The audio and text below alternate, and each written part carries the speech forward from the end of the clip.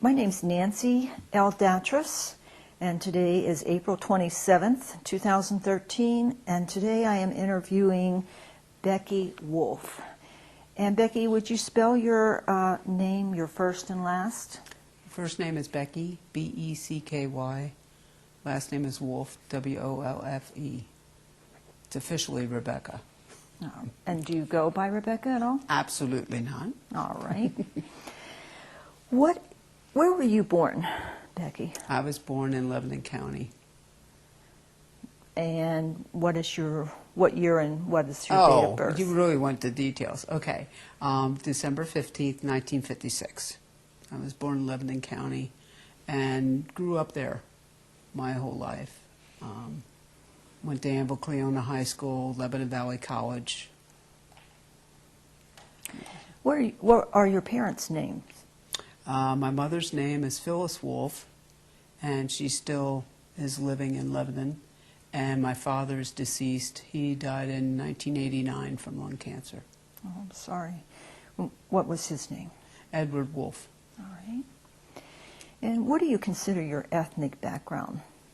Ethnic background, I'm white, middle class, raised Lutheran. That's it. Do you have any siblings? Yes, I have one brother who's 3 years younger than I am, who is also gay, and I had an older brother who passed away in 1964, and we aren't really sure what he died from, but the best you can come up with is viral meningitis. Okay. But yeah, so it's my brother and myself. And where do you fall in that? I was the middle child. Middle. Okay.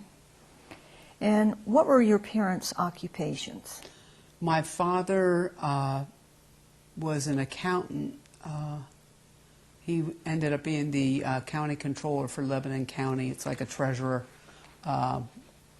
He had done other jobs. He had, after he retired, he sold real estate, got his real estate license, and was doing that. My mother taught third grade, but she didn't go to college until after we were already in school.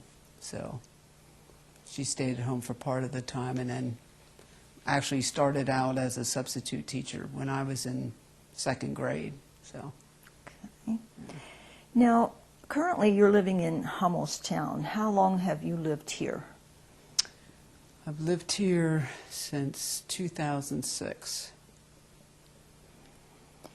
And did you live anywhere else between Lebanon County and here? Previously to this place, we lived in Shipoke in Harrisburg. We lived there for 10 years, my partner and myself. And prior to that, I lived in Lebanon County, just different places around, because I'm employed at Hershey Med Center, so I wanted to stay around this area. Okay. Now, you did mention where you went to school again. Do you mind mentioning that again and spelling it for us? No, Anvil Cleona, A-N-N-V-I-L-L-E dash Cleona, C-L-E-O-N-A. And those are the two neighboring towns. So I actually grew up in Cleona.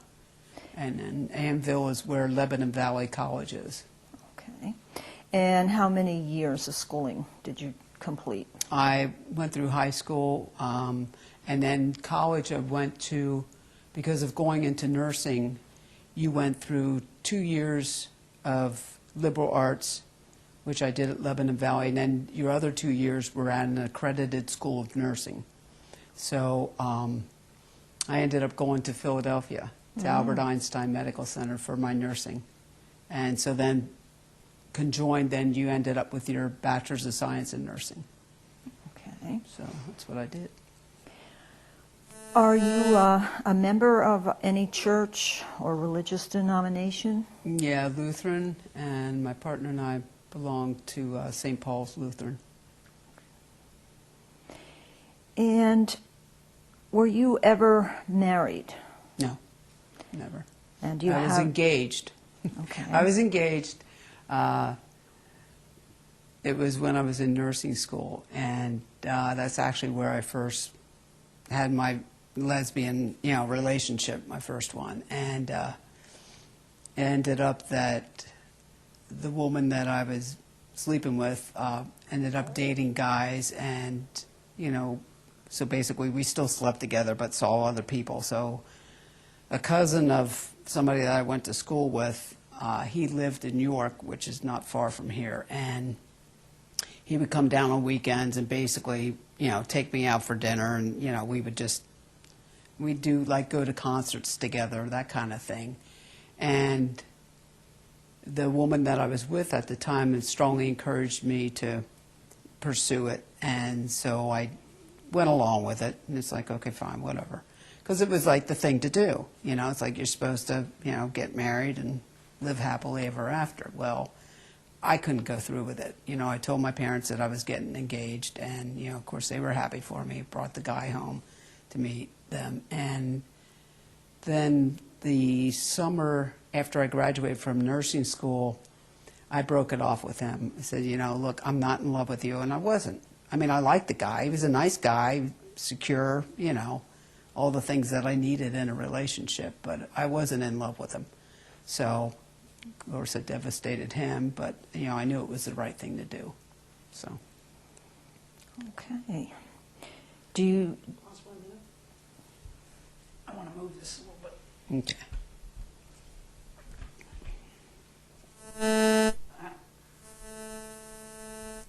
Hear that? Okay. All right. Do you have any children? No, I do not. Never been pregnant.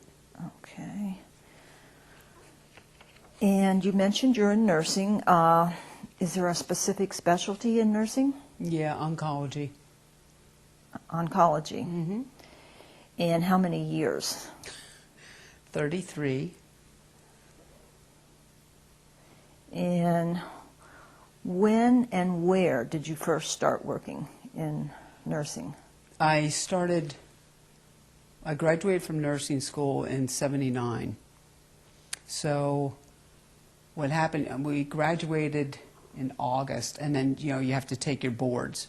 So the boards were being offered in February. So I came home to Lebanon, and the boards were in Philadelphia. I took the boards in February. I applied to Hershey Med Center when I was still what they called a graduate nurse. They didn't want to hire me at the time because I didn't have my, I didn't pass the boards at that point. So I went over to Lancaster General Hospital, got an evening shift job there, and worked there for a couple of months. And, I was too scared. I was new. They had me in charge on a medical surgical floor, and it just didn't feel right to me. So then I went to New Jersey, where my girlfriend was, and we lived together, and I worked in a surgical floor that was at Overlook Hospital in Summit, New Jersey. Did that till I passed my boards. And then she was pursuing this relationship with a guy, and it was like, okay, I just got to let it go. So then I moved back home, and then at that point, then Hershey hired me, and that was in 1980. Okay. So I've been there since 1980. So. And you're still working, correct? Yes. Now I work part-time. Okay. Now, did you ever serve in the military? No desire. Do or did you have membership in any community organizations, fraternal societies, professional organizations? Just nursing, nursing things. Growing up, we were involved in the church. I did the church choir. I played my flute, with church activities. We were involved very much what they call Luther League growing up. And, we did like bowling, that kind of thing as a group. College, well, high school, I actually played basketball. I sucked at it, but I was on the team. And then college, I played lacrosse and I enjoyed that, mostly because of the camaraderie with the women, and I had a crush on my coach, royal crush. So, but anyway, yeah, so I did that, and then after that, no real, I mean, I've done like hiking groups, that kind of thing, you know, but I mean, no official organizations other than professional ones. Okay. When did you first realize you were a member of the LGBT community? I had feelings for my roommate in college. We were really good friends, and of course I had the hots for her, but you know, then I ended up, didn't work out too well. I was trying to get her attention, and at the time she was involved, she had a crush on this guy. Well then, long story short, he ended up pursuing me, and the friendship dissolved between the two. Me and Rosie was her name. So, but anyway, and then since then, you know, she got married, went her own way. I mean, we never did anything sexual, physical, anything like that. But I had the feelings, but I was too, you know, I knew it wasn't the way I was raised to behave, you know. So it's like, you're not supposed to have those feelings, you know. And so I never acted on it. I'm sorry, how old were you then? I would have been probably 18, 19, you know. And then when I went to nursing school, I was in Philadelphia, and one of the girls in the nursing program there, she was very Italian, is the easiest way I have of explaining it, very motherly, and she was born and raised in Brooklyn, and she basically took me under her wing, and we ended up being involved, and to this day, I mean, that was the only relationship she had. But I mean, I felt very safe with her. You know, it goes all back to that safety, security, that kind of thing. And we got along great, and there was great passion, and, you know, but that, she needed, you know, to go her way, and I came back home then, you know, so. Okay. And do you identify as a lesbian? Yes, I do. Yes. All right. Yeah. When was your first contact with the Central Pennsylvania LGBT community, and what was the nature of that contact? Were you visiting a gay bar? Were you invited? That was really the only thing, the only way you had of meeting people, because at the time I was very closeted. Lebanon County is typically, you know, very conservative area. So when I came back, when I moved back home, it would have been in the early 80s. I moved back home, was working at Hershey Med Center, and there were people that, there was like another nurse at the Med Center who looked kind of dykey, is, you know, the way I would describe it, and very friendly. So, I mean, we talked to one another, and the thing to do at the time was to go to the D-Gem, which was up along the river in Harrisburg, to dance and hang out, you know. So I would do that with this woman. Her name was Pat. And, you know, we were friends. Nothing ever, any sexual thing. So, and then also going to, like, softball teams. They had softball teams, and, you know, I would go watch, you know, just go hang out with them, go to a bar afterwards, have, you know, beer. We would go to, like, Middletown, and then you go to, like, the Lamppost Inn for beer afterward, and, you know, something to eat and beer, you know, just to socialize with them. Well, now, the D-Gem, was that strictly a gay bar? As far as I know, it was. And it was great. I mean, it was like I felt like I actually belonged there, you know. And it was a dive. I mean, at the time, it was, you know, thought to be wonderful. But, you know, as time went on, you know, more places became established, other bars in the area. So the D-Gem was like the main thing, the main place. And then the guys' places in Harrisburg, like the Rose, Strawberry, Neptune's, you know, we would go in there, but there was mostly guys in there. So you didn't really feel all that comfortable. I mean, it was better than always going to the D-Gym, but it was a change from that. But then also the Hideout was the name of the bar. It was in Harrisburg. It was around the police barracks. And that had like 2 floors of dancing. So, I mean, we thought that was like the greatest thing. So we go there dancing, you know. Now, when you say the police barracks, do you mean downtown Walnut Street, the Harrisburg Police Barracks? No, it was, God, I'm blanking on the name of the road, but it was out in the boonies, like Progress Avenue, off of Progress Avenue, back in there. I'm trying to think what it's. Elmerton? Yeah, Elmerton Avenue, down off of there.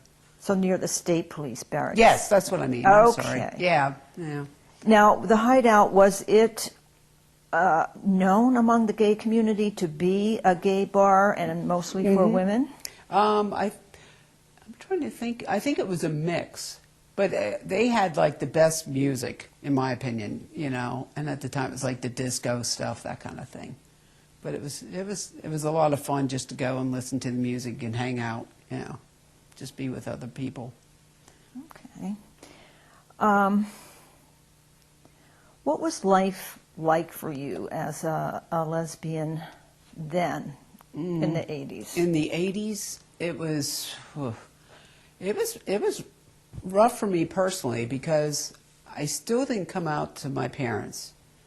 I would have crushes on women. I mean, it was like there was an evening shift supervisor at the med center who I just thought the world of. And we would, like after work, we would work evening shift, and then after work, you know, we'd play volleyball behind the med center. And it was a mixed group, but, you know, I just had this crush on her, and, you know, I'd hang out with her, but I mean, you know, nothing ever sexual became of it. And she was with somebody. I mean, she was dating someone. She wouldn't, but I had all these feelings, and then, you know, I'd go out to the bars and just, you know, hang out, but there really wasn't anything until I met another woman, another nurse at the medical center, and we had known each other casually through our jobs. I worked pediatric oncology at the time, and she was a nurse practitioner. And we hit it off because she was born and raised from Philly, and I had gone to nursing school in Philly. So it was just real easy to talk to her, and one thing led to another. So we eventually ended up living together, built a house together in Mount Gretna. And let's see, that lasted, I want to say like 4 years we lived together. But I mean, she was like a very, very good friend. I still think the world of her. And she was like one of those ideal, you know, partners. I mean, she thought I walked on water. I mean, she would have done anything for me, and I would have done anything for her. So, but, you know, unfortunately it didn't last, so, but. Do you remain friends? Yes, yeah, casual. Now, we don't, you know, call each other up and say, hey, how are you doing? But I mean, when we pass each other in the hospital, we, you know, say hello and that kind of thing, but. Okay. What else do you remember from that time, general time period, other than the Hideout and the D-Gym and softball games? What else was available to, like, connect with other LGBT people? Were there newsletters, things of that nature? Lavender Letter, that was around. And there was, at some point in time, there was some kind of gay newspaper that they had in the Neptunes, you know, and that was, really, that was about it. I mean, you could go, like, to Baltimore. Baltimore had, like, I'm blanking on the names of the places, because I really didn't go down, I didn't go outside of Harrisburg. Occasionally, my one partner and I would go down to Philly to Sneakers, was the name of a bar down there. But I mean, we weren't big drinkers, you know. I mean, it was nice to go for the camaraderie, but, you know, I mean, we just, you know, you had your own little group of friends, you get together. There really, as I recall, but I didn't pursue it either. I mean, I wasn't real assertive and going, I was comfortable in the relationship I had. I worked full time. I was happy at home, happy at work, and life was great. I was happy. Okay, so it sounds like your travel to other cities, like you said, Baltimore, Philly, was very limited. Extremely limited, yeah. Usually the guys would go down, we had guy friends who were gay, and, they were, in our opinion, they were like wild, and then they ended up getting, the whole HIV thing, and our best friends were diagnosed with HIV, and they both, passed of AIDS, and that was really rough, but, What? All right. What would you describe as being the impact in your work life when you finally did come out? What was the impact? Well, I actually only really came out to my coworkers like in the last 5 years. So, before that, people knew that I lived with a woman, but I didn't feel comfortable, coming out to them. I did to the one physician who I just, think the world of, and he's very accepting, and, he's known about Pat and me. So, now everybody's accepting because they have known me, because I've worked at the Med Center for so long that people have known me, and I feel comfortable in that. I feel totally comfortable where I'm at now. Some people, like patients I see, they ask, because they see the wedding band, and, they ask, and some people I'm honest with, some people I just say, I'm in a committed relationship, that kind of thing. But I don't go into detail because I don't feel the need. Did you ever have any negative experience at work related to your... Not so much negative as much as, I never got fired or anything like that. But you just knew it wasn't accepted to be open. I didn't feel comfortable being open, and part of that is just because I didn't have enough of my own self-esteem, to come out. But I didn't feel comfortable. What impact would you say coming out had on your family life, or especially in relation to your parents? Well, my father passed away without ever knowing that I was gay. But when Pat and I, my current partner Pat, and I got together, we were friends for like 5 years. But during that 5 years, I had left my previous relationship. And in the midst of all this, my father passed away. I went through a really difficult time in my life. And through talking to Pat, who is a psychotherapist, she encouraged me to, seek help. So the long and short of it is that I went away to a 30-day place down in Florida it was. But I went down there, and through that whole experience, I wrote a letter to my mother, mailed it to her saying that I was gay and that I was in love with this woman, and I sent it to my mother, and she never discussed it.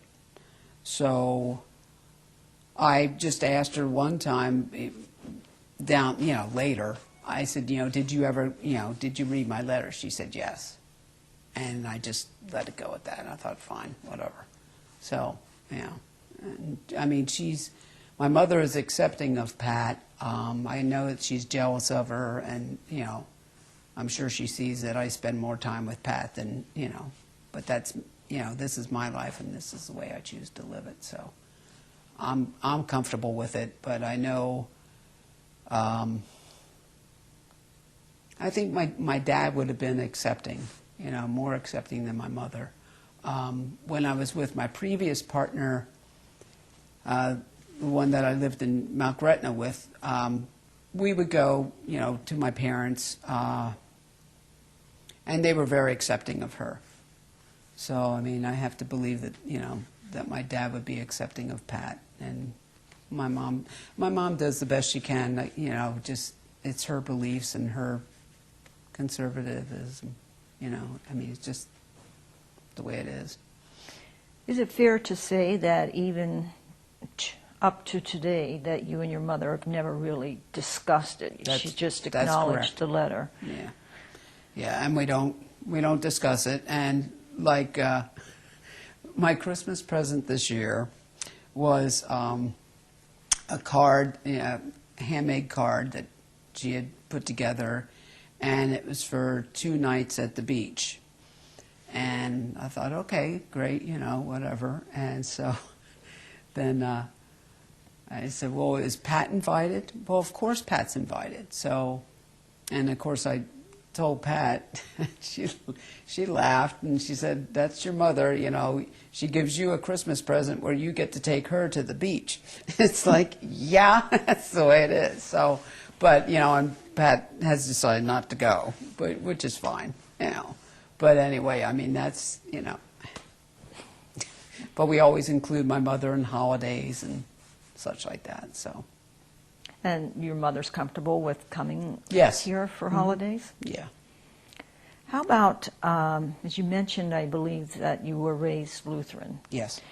What impact did coming out have on that aspect of your life, your spiritual, religious?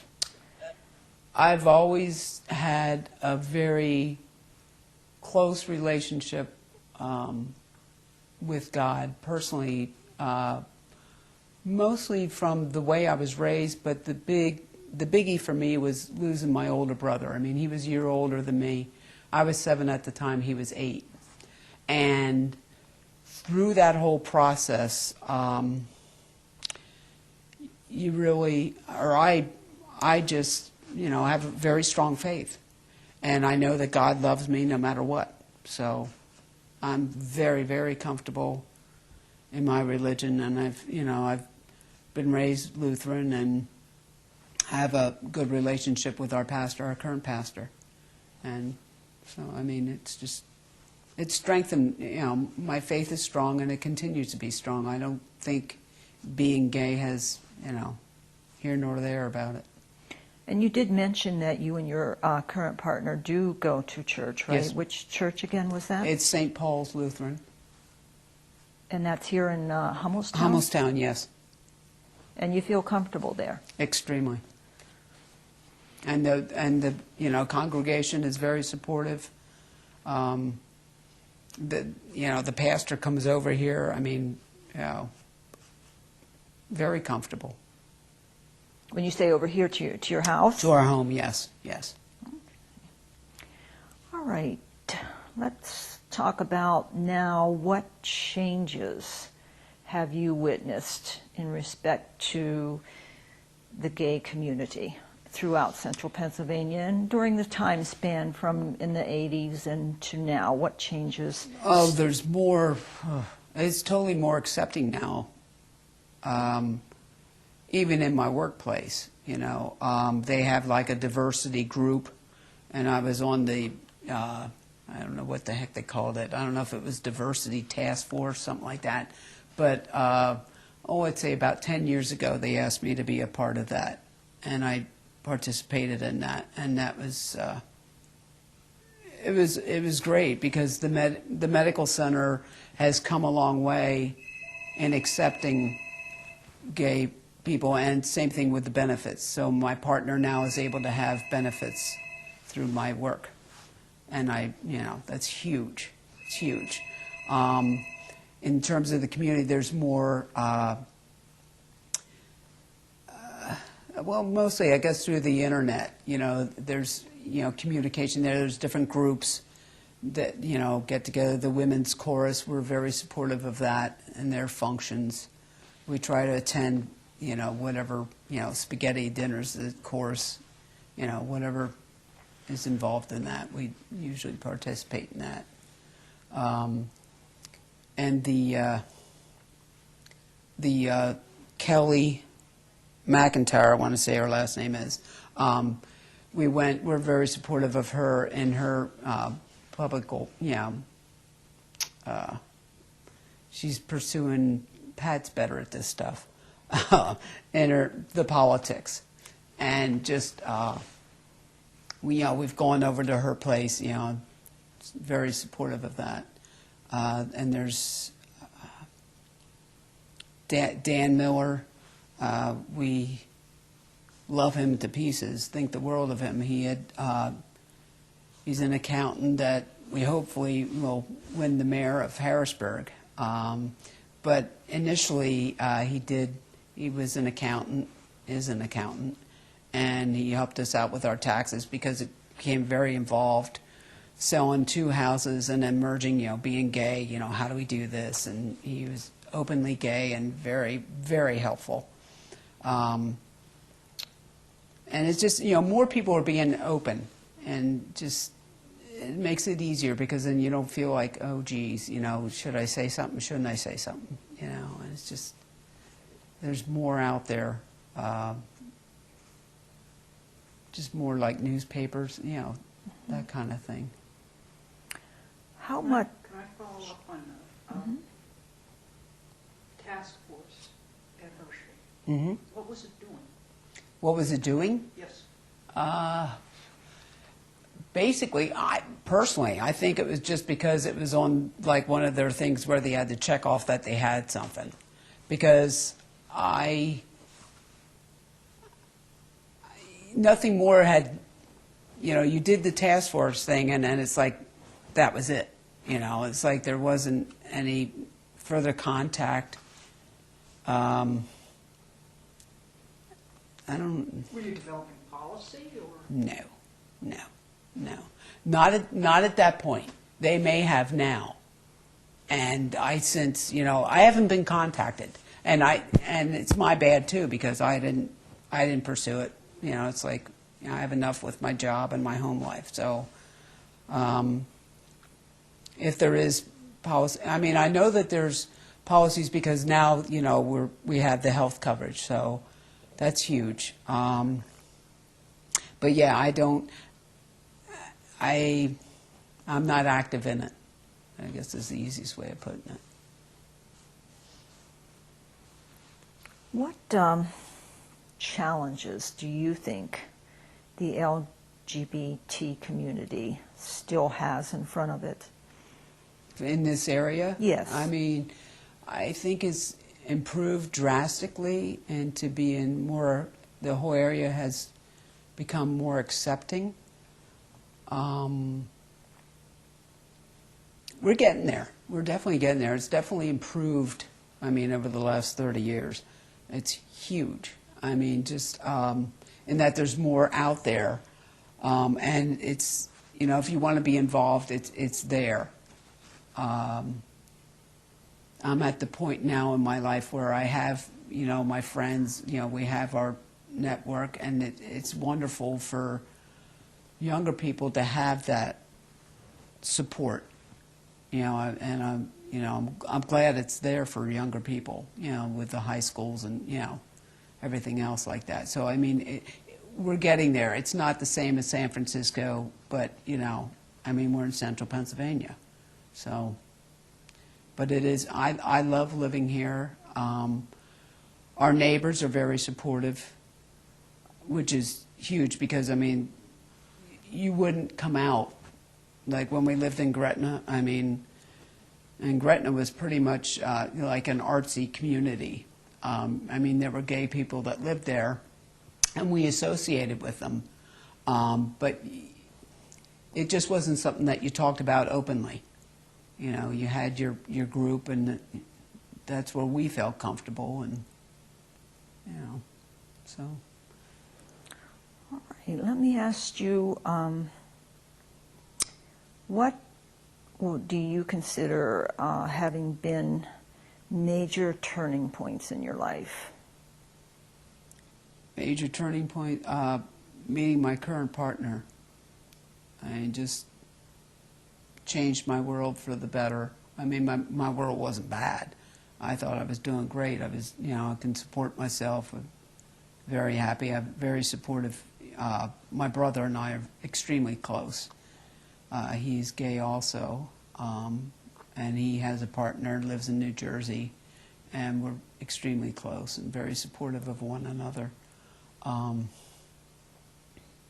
And I think, just having his support, having my partner, I'm trying to think of,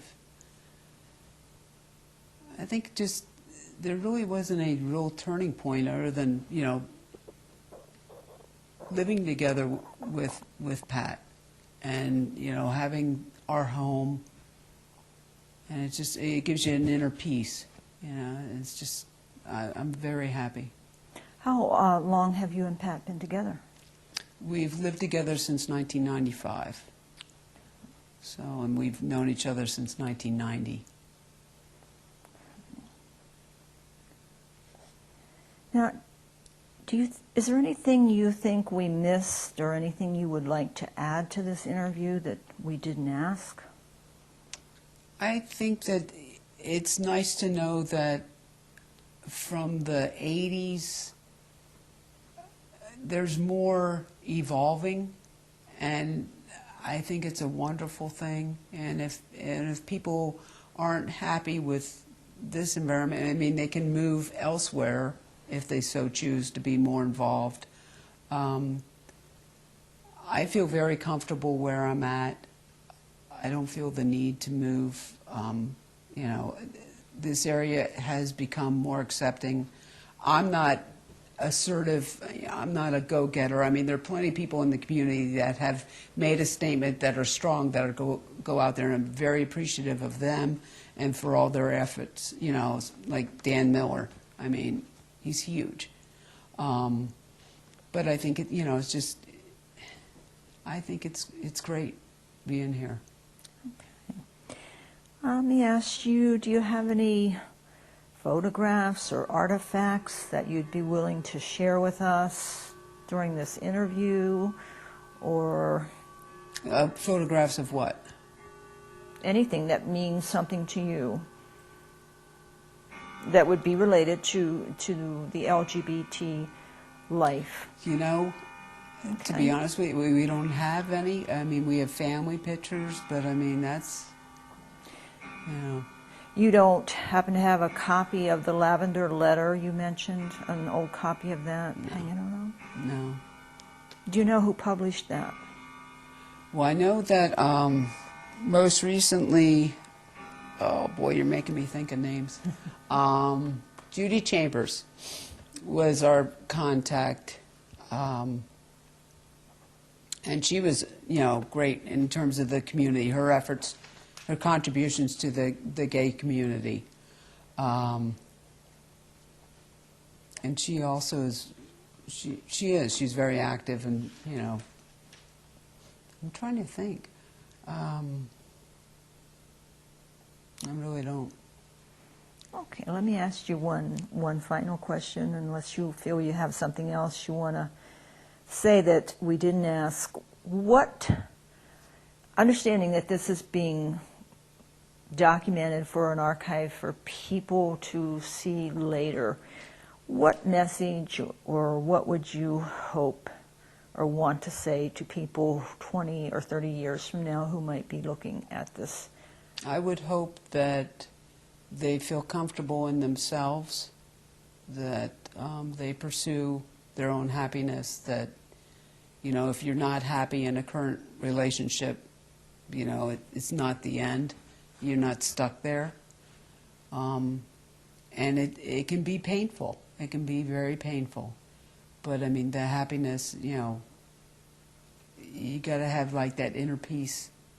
And I know I have it, and it's taken time. I mean, it took a while to feel that way. And this area is right for me. My brother, who's gay, I mean, he moved out from Philadelphia. He went to San Francisco for another years, till he became comfortable in his skin. And now he's in a committed relationship and lives in northern Jersey. But everybody's got to do, what's right for them.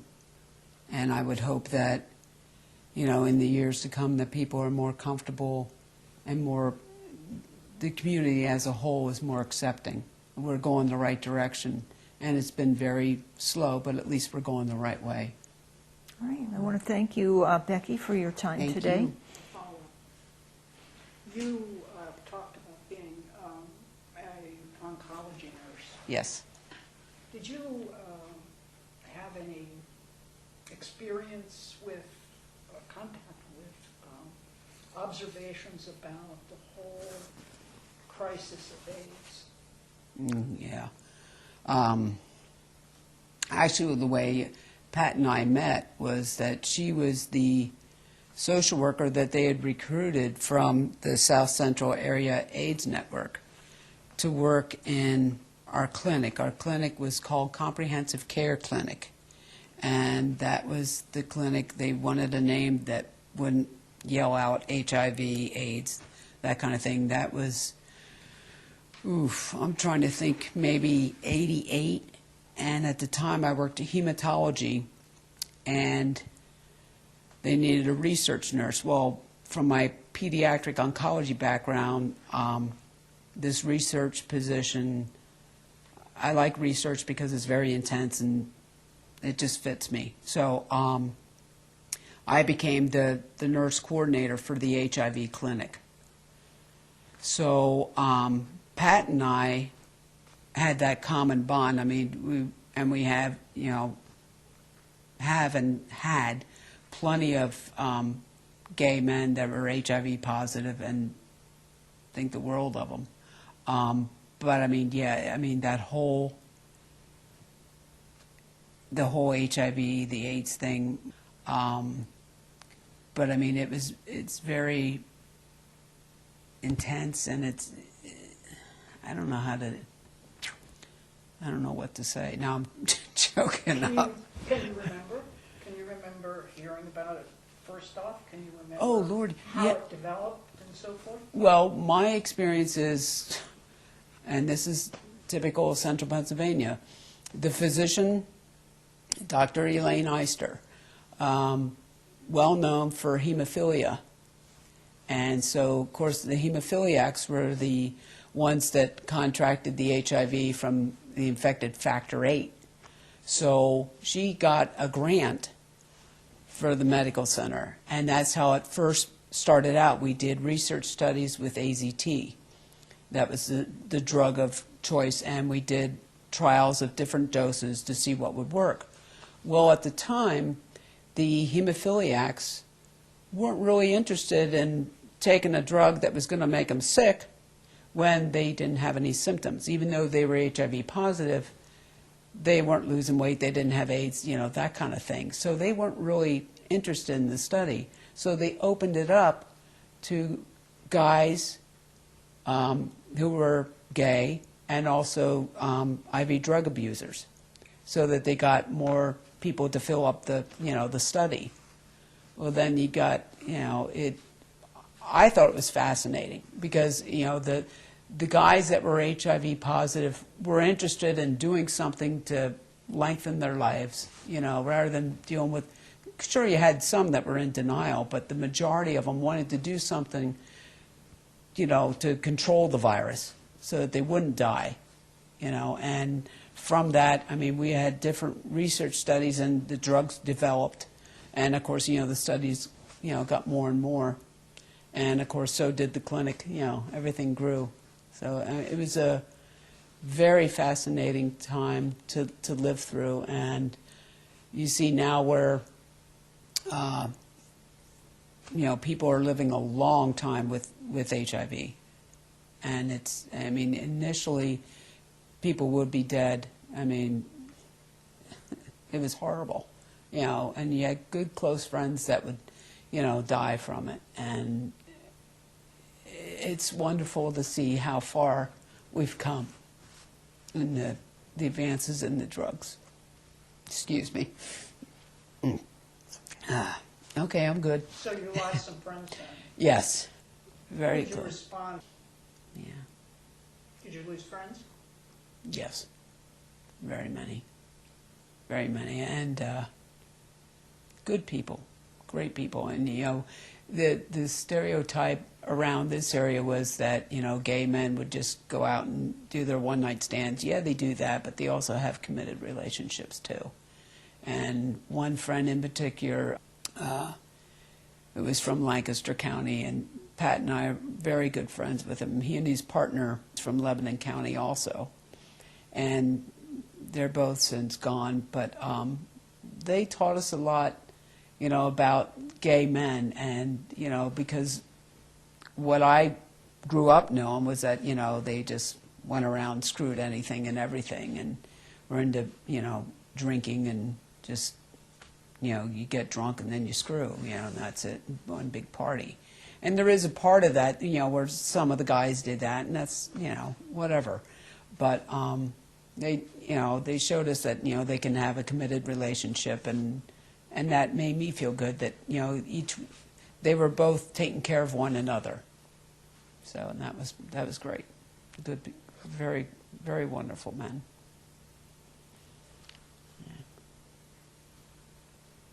All right, I think that concludes our interview, and we want to thank you again, Becky, for your time today and for contributing pleasure. to this project. My pleasure. And you guys. She's like Barbara Walters. She's going to make everyone cry. It's good. That's good, It's right? an incredibly key experience. Yeah, It was great. I mean, I learned a lot, and it was just. Thank you.